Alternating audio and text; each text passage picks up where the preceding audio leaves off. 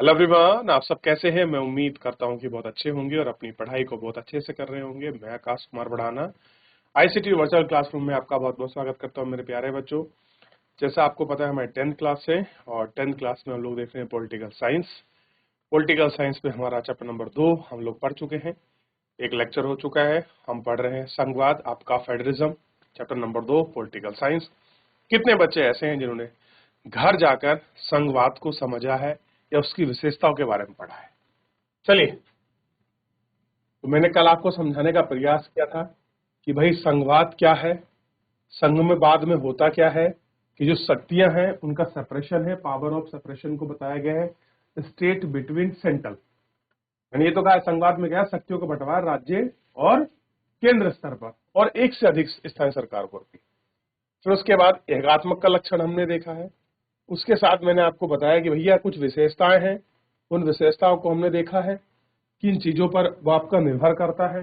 ये सारी चीजें मैंने आपको बताने का प्रयास किया कि आखिर में संघवाद की विशेषताओं को हम कैसे देख सकते हैं या कैसे बताएं कि भैया ये हमारा संघवाद है। इस रूप में हमने देखने का इनको कोशिश की, इन पर हमने बात की और देखा कि संघवाद है क्या, कैसे उसको लागू किया जाता है, कैसे उसको फॉलो करते हैं। ये सब चीजें इसमें देखने की प्रयास किया है।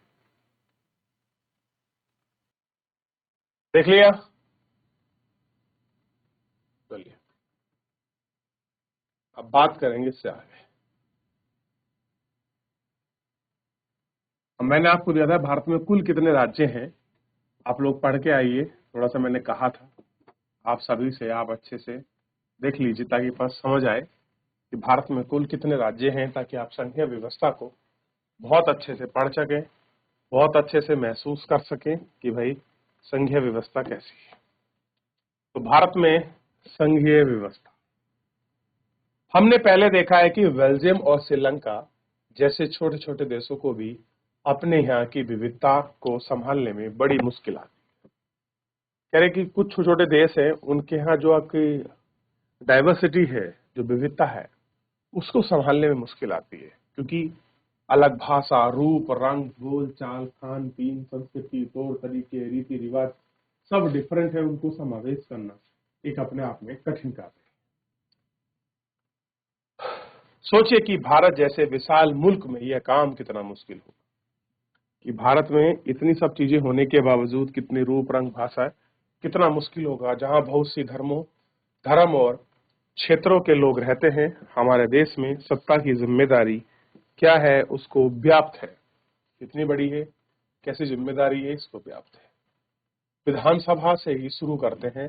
बहुत ही दुखद और रक्त रंजित विभाजन के बाद, रक्त रंजन मतलब खूनी विभाजन के बाद, पहले दुख ये है कि हमने बहुत लंबा संघर्ष झेला अंग्रेजों के खिलाफ।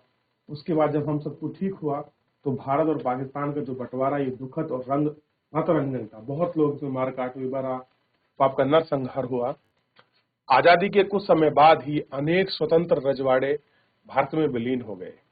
भारतीय संविधान ने भारत को राज्य का संघ घोषित किया। किसने किया? भारतीय संविधान ने संघ घोषित किया। इसमें संघ शब्द नहीं आया है। भारतीय संघ का गठन संघीय शासन व्यवस्था के सिद्धांत पर हुआ है। आइए हम ऊपर संघीय व्यवस्था की जिन 7 विशेषताओं का जिक्र किया था, फिर उन्हें हम आपका देख लें। देख सकते हैं ये सभी बातें भारतीय संविधान के विभिन्न प्रावधानों पर लागू होती हैं और मौलिक रूप से 2 स्तरीय व्यवस्था का प्रावधान है। संघ सरकार यानी कि जिसे हम केंद्र सरकार कहते हैं, राज्य सरकार केंद्र सरकार को पूरा भारतीय संघ का प्रतिनिधित्व करता है। पूरे भारत का प्रतिनिधित्व कौन करता है? केंद्रीय संघ। बाद में पंचायतें और तो आपकी नगर पालिका। आप देखते हैं गांव में जो आपका ग्रामीण क्षेत्र है, उनमें भी एक सिस्टम है। वहां पर जो है ग्राम प्रधान चुना जाता है, क्लियर है, ब्लॉक प्रमुख चुने जाते हैं, जिला अध्यक्ष चुने जाते हैं। और संघीय शासन का एक तीसरा बड़ा स्तर यही है, आपका नगर पालिका और पंचायत। किसी भी संघीय व्यवस्था की तरह ही अपने 3 स्तरों की शासन व्यवस्था। कितना है? त्रिस्तरीय शासन व्यवस्था में अपने अलग अलग अधिकार क्षेत्र हैं, सबके अपने अपने राइट्स हैं। जो भी जिस अधिकार क्षेत्र में काम करेगा उसका एक अपना अधिकार क्षेत्र है। संविधान में स्पष्ट रूप से केंद्र और राज्य के बीच विधायी अधिकार, विधायी मतलब विधान बनाने वाले अधिकार को 3 हिस्सों में बांटा गया है। मैंने कल आपको पहले भी बताया है कि जो हमारा संघवाद है उसमें पावर ऑफ आपका सेपरेशन है स्टेट और सेंट्रल के बीच, और स्पष्ट बताया है कि किन विषय पर सेंट्रल कानून बना सकता है, किन विषय पर राज्य कानून बना सकता है और किन विषय पर ये दोनों मिलकर कानून बना सकते हैं, इसके विषय में स्पष्ट है। तो सबसे पहले इस सूची में जितनी सूची मैं आपको कराने जा रहा हूं वेरी वेरी इंपॉर्टेंट है, आप याद रखिए। 3 सूची है, पहली संघ सूची, दूसरी इसमें राज्य सूची और तीसरी जो इसमें सूची है वो है समवर्ती सूची। इन 3 सूची के सबसे पहले आप नाम लिखिए। क्या करिए कि जो आपका 3 सूची है इनका नाम लिखिए। सबसे पहले संघ सूची, राज्य सूची, ऐसे लिखिए जिसे यहां पर आपने लिख लिया संघ सूची, यहां पर लिखिए राज्य सूची और यहां पर लिखिए समवर्ती। उसके सामने कौन कौन से विषय पर दोनों कानून बनाएंगे उन पर लिखेंगे हम। क्लियर है? तो सबसे पहले आ जाते हैं हम संघ सूची पर। ये ध्यान रखना, ये आपका केवल संघवाद में ही है, फेडरलिज्म में ही डिपेंड है कि पावर ऑफ सेपरेशन किन पर सेंट्रल कानून बनाएगा, किन पर स्टेट, और किन पर वो आपको दोनों मिलकर कानून बना सकते हैं। ये स्पष्ट उल्लेख लिखा गया है, ये हमको ध्यान रखना जरूरी है। देख लिया। अब हम इसमें बात करेंगे संघ सूची। देखिए संघ सूची में कुछ ऐसे विषय सम्मिलित हैं जो बहुत इंपॉर्टेंट है, जैसे डिफेंस, रक्षा का जो भी मैटर है वो उस पर कानून बनाने का अधिकार केंद्र सरकार। विदेशी मामले, एक देश से दूसरे देश के जो आपके जुड़े होते हैं, जो आप व्यापार करते हैं, ट्रेड करते हैं, कोई सामान खरीदते हैं, लेते हैं, बेचते हैं, किनसे खरीदेंगे, किनसे नहीं खरीदेंगे, किनसे बेचेंगे, ऐसे सारे मुद्दों पर जो अधिकार लेने का अधिकार है वो किसका है? संघ का। बैंक है, संचार का मतलब जो ये आपके सिग्नल, टेलीफोन, टीवी, जो आपके टेलीविजन वगैरह होते हैं, इनका जो पूरा ब्रॉडकास्टिंग होता है, उनका सिस्टम है पूरा अपने आप में बहुत ब्रॉड है, वो सब किस पे डिपेंड है? इन्हीं पे। दूसरा जो है मुद्रा, पैसे की जो करेंसी का हिसाब किताब है वो भी। राष्ट्रीय महत्व के विषय जो राष्ट्र के हित में हो, ऐसे कुछ मुद्दे होते हैं उन पर। पूरे देश के इनमें एक तरह की नीति की जरूरत है, पूरे देश में एक जैसा कानून होना चाहिए। ठीक, ऐसा है, एक तरह की नीति की जरूरत है। इस कारण इन विषय को संघ सूची में डाला गया है। संघ सूची में वर्णित विषय के बारे में कानून बनाने का अधिकार सिर्फ केंद्र सरकार के पास है। याद ध्यान रखिए, तो इसको लिखिए कि कानून बनाने का अधिकार संघ सूची में केवल केंद्र सरकार। अब बताइए आप मुझे, इस समय केंद्र में किसकी सरकार है? बताइए, किसके नेतृत्व वाली सरकार है? बताइए बेटा, जब तक आप बताएंगे नहीं कैसे क्लियर होगा? चलिए आगे बढ़ जाए। अब ऐसे ही एक है हमारी राज्य सूची। जैसे पुलिस संबंधी जो भी कानून बनाना है वो कौन बनाता है? राज्य। व्यापार वाणिज्य पर राज्य बनाता है, कृषि पर, सिंचाई पर, प्रांतीय और स्थानीय स्तर के महत्व के जो विषय हैं राज्य सूची में वर्णित है, जिनके बारे में सिर्फ राज्य सरकार ही कानून बनाता है। अब ग्रामीण क्षेत्र में कोई कानून बनाना है, कोई बदलाव करना है, तो उसमें सेंट्रल को इंटरफेयर नहीं कर सकता, लेकिन कौन कर सकता है? राज्य कर सकता है। लेकिन एक मुद्दा है, अभी एक आपने पीछे पढ़ा है कि एक इसमें विषय वर्णित है कि राष्ट्र महत्व के विषयों पर अगर कोई राष्ट्र को लेकर कानून आता है, कोई ऐसी चीज है आपका सेंसिटिव है, कुछ तो मसले में, तो केंद्र आ सकता है, नहीं तो ऐसी पर राज्य ही कानून बनाता है। शिक्षा, अब देख कुछ ऐसे विषय जहां मिलकर बनाते हैं, एजुकेशन हो गया, वन हो गया, मजदूर हो गया, विवाह हो गया, गोद लेने की प्रथा, उत्तराधिकार, संघ जैसे विषय पर केंद्र के साथ राज्य सरकारें साझीद दिलचस्पी आते हैं, यानी कि ये मिलकर कानून बना। तो एक ऐसा विषय है जिसमें केवल केंद्र सरकार का कानून बनाएगी, संघ सूची। एक ऐसा विषय जिस पर केवल राज्य कानून बनाता है, आपका राज्य सूची। और एक ऐसा जिसमें केंद्र और राज्य दोनों मिलकर कानून बनाते हैं, समवर्ती सूची के विषय कहलाते हैं। देख लीजिए, एक एग्जाम्पल के तौर पर दिए गए हैं और आपको लिखने हैं कि कितने सब्जेक्ट है, किसी में 97 है, किसी में 68, ऐसा कुछ करके है। आप देखिए, ना जाने कितने ऐसे मुद्दे हैं। हो गया, देख लिया आप लोगों ने। चलिए आगे बढ़ जाते हैं। जब तक कोई डाउट, कोई क्वेरी, चलिए आगे बढ़ के देखते हैं। इन सब चीजों को गौर करके देखते हैं और देखते कैसे। इन विषय पर कानून बनाने का अधिकार राज्य सरकार और केंद्र सरकार दोनों को ही है, लेकिन जब दोनों कानून में टकराव होता है तो केंद्र सरकार द्वारा बनाए गए कानून मान्य होता है। मान लो कोई टकराव हो गया केंद्र सरकार के बीच और आपका राज्य सरकार के बीच, तो ऐसे में केवल केंद्र सरकार का कानून मान्य होगा। ठीक, यह एक सवाल उठता है कि जो विषय इनमें किसी सूची में नहीं आते, अब कुछ ऐसे विषय होंगे जो किसी सूची में नहीं आते। इंटरनेट जैसे उस जमाने में नहीं था, आज है। एआई जैसे, फेसबुक जैसे मुद्दे, उनका क्या होगा? जैसे कंप्यूटर सॉफ्टवेयर के विषय में किसी के अधिकार क्षेत्र में आते हैं क्योंकि संविधान बनने के बाद आए, तो हमारे संविधान के अनुसार बाकी बचे विषय में केंद्र सरकार के अधिकार क्षेत्र में चले जाते हैं। कहाँ चले जाते हैं? केंद्र सरकार में। कोई भविष्य में और नया विषय आएगा तो भी कहाँ चला जाएगा? केंद्र सरकार। हमने सबसे ऊपर सबको साथ लेकर चलने की नीति मानकर अधिकार बढ़ती हुई संघीय व्यवस्था में स्थायी इकाई के बारे में अधिकार नहीं मिलते हैं। भारतीय संघ में सारे अधिकार राज्य को भी बराबर शक्ति नहीं है। आप देखिए, ऐसा नहीं कि सब राज्यों को बराबर पावर दी गई है, सबको बराबर राइट्स है, ऐसा नहीं है। थोड़ा नीचे बैलेंस है। कुछ राज्यों के विशेष दर्जा प्राप्त है, जैसे कि असम, नागालैंड, अरुणाचल प्रदेश, मिजोरम अपने विशिष्ट सामाजिक तथा ऐतिहासिक परिस्थितियों के कारण भारत के संविधान के कुछ प्रावधान अनुच्छेद 371 के तहत विशेष शक्तियों का लाभ उठाते हैं।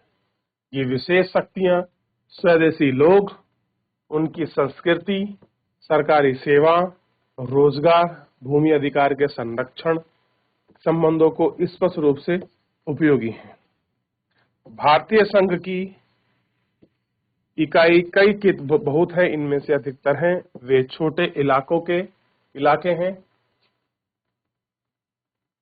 जो अपने आकार में चलते स्वतंत्रता प्राप्त नहीं हो सकते। मौजूदा प्रांतों में विलीन कर पाना ही संभव नहीं है। चंडीगढ़, लक्षद्वीप देश की राजधानी इलाकों में कोटि में आते हैं और इन्हें केंद्र शासित प्रदेश कहा जाता है। इन राज्यों वाले अधिकार नहीं है। इनके अलावा संघ चलाने वाली विशेषता अधिकार प्राप्त है।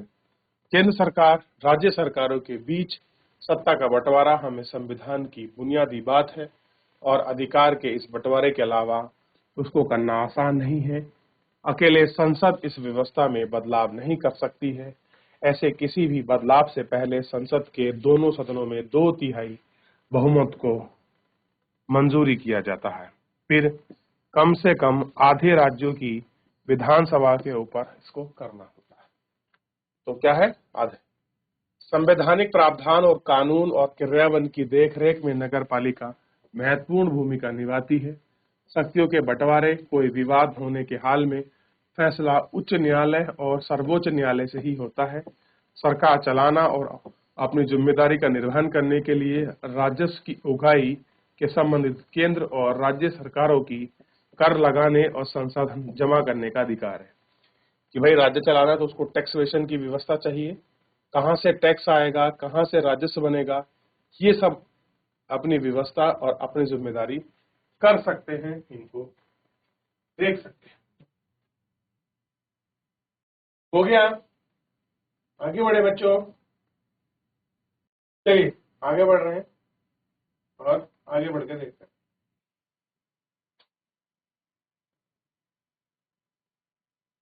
बात करते हैं कि संघीय व्यवस्था कैसे चलती है।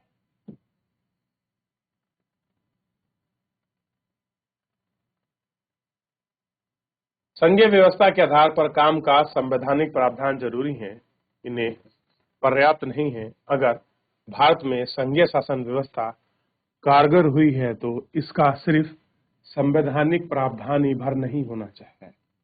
भारत में संघीय व्यवस्था की सफलता मुख्य का श्रेय इसमें लोकतांत्रिक राजनीति के चरित्र को देना होगा। मेरे भारत में जो आपका संघीय व्यवस्था है, इस संघीय व्यवस्था का जो मुख्य श्रेय है वो किसे है? जो हमारे यहाँ लोकतांत्रिक व्यवस्था है, इसी लोकतांत्रिक व्यवस्था को देखने को मिलता है। क्लियर है सब? लोकतांत्रिक व्यवस्था के हिसाब में चलिए अब देखिए, ये भारत है, इतना बड़ा भारत था हमारा।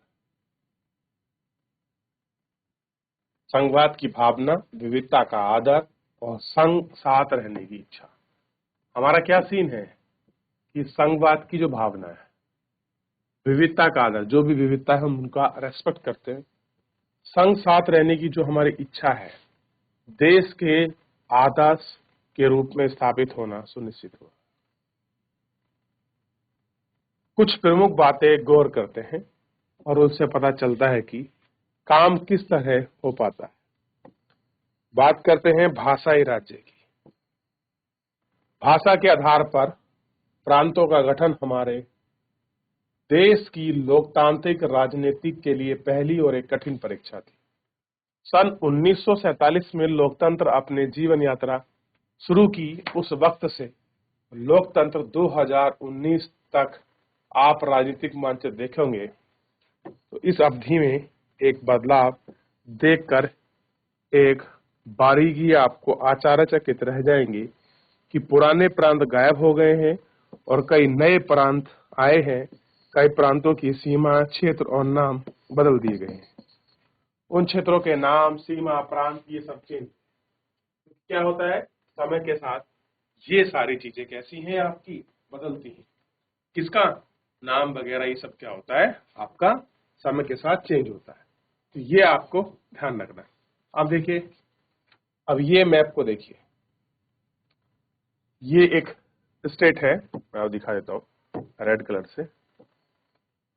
ये बना दिया आपका लद्दाख और ये है जम्मू कश्मीर, ये है हिमाचल, ये उत्तराखंड, ये हरियाणा और ये पंजाब और ये आपका राजस्थान और ये इतना बचा क्षेत्र आपका उत्तर प्रदेश, ये बिहार, ये झारखंड और ये वेस्ट बंगाल और वेस्ट बंगाल से लगा हुआ उड़ीसा, उड़ीसा लगा हुआ छत्तीसगढ़, झारखंड ऊपर हो गया, ये मध्य प्रदेश, ये गुजरात का रीजन, ये दादरा नगर हवेली, ये महाराष्ट्र, महाराष्ट्र के साथ आपका तेलंगाना, ये आंध्र प्रदेश, ये कर्नाटक, ये केरल और तमिलनाडु, ये राज्य।